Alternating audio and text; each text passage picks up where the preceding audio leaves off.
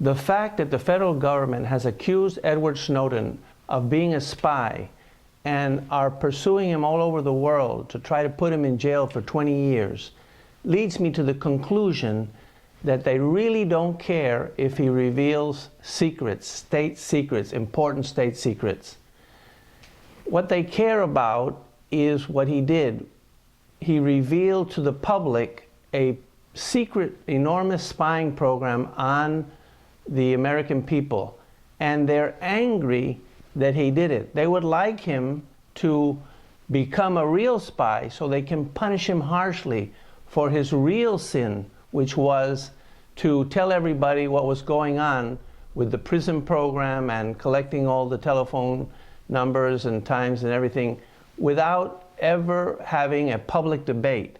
He brought that to the US public's attention, and the politicians who should have brought it to their attention are angry, and that's why they're after him. That's why they'd like him to become a real spy, so then they can actually punish him.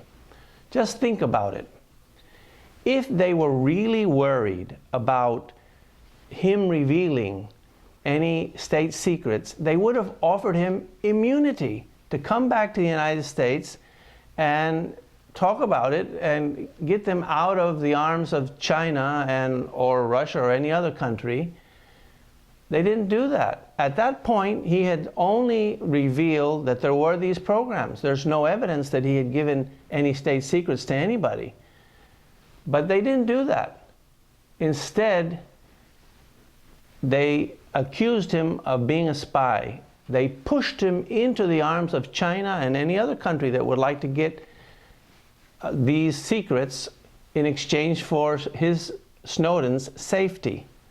So the only thing that makes sense here to explain this is that really what's going on is that they want to punish him for making public the fact that there is this enormous spying program, and they really don't care that much about whether he reveals state secrets, because what they did makes it much more likely that he will reveal state secrets.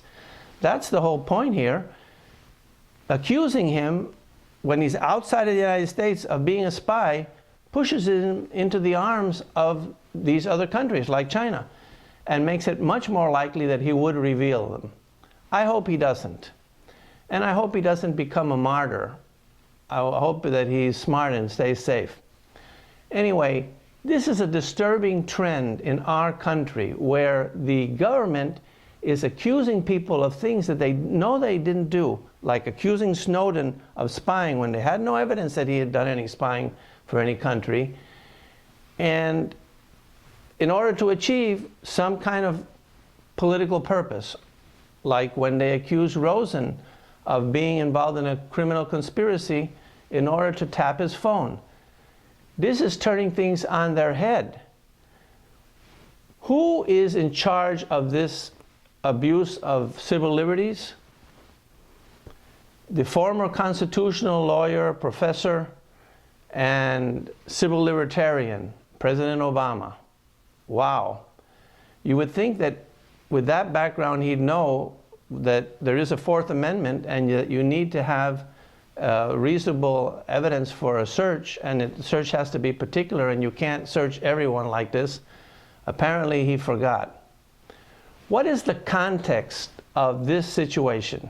The context is that they claim that we are in a war against terror, when we really are not in a war. There is no war. And this claim, I explained in my video, the war on terror is not really a war. This claim is made in order to gain power, in order to be able to do whatever you want, like in this case, accuse people falsely. This is one of the consequences. So when you claim that you're at war, you have to take special extreme measures, and you have to have an enormous spying operation because the survival of the country is at stake.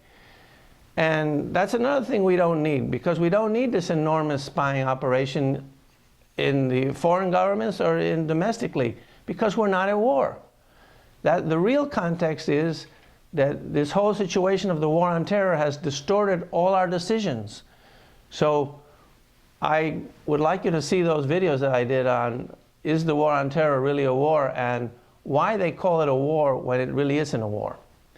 Finally, the American people deserve better. We don't need a secretive, out of control bully.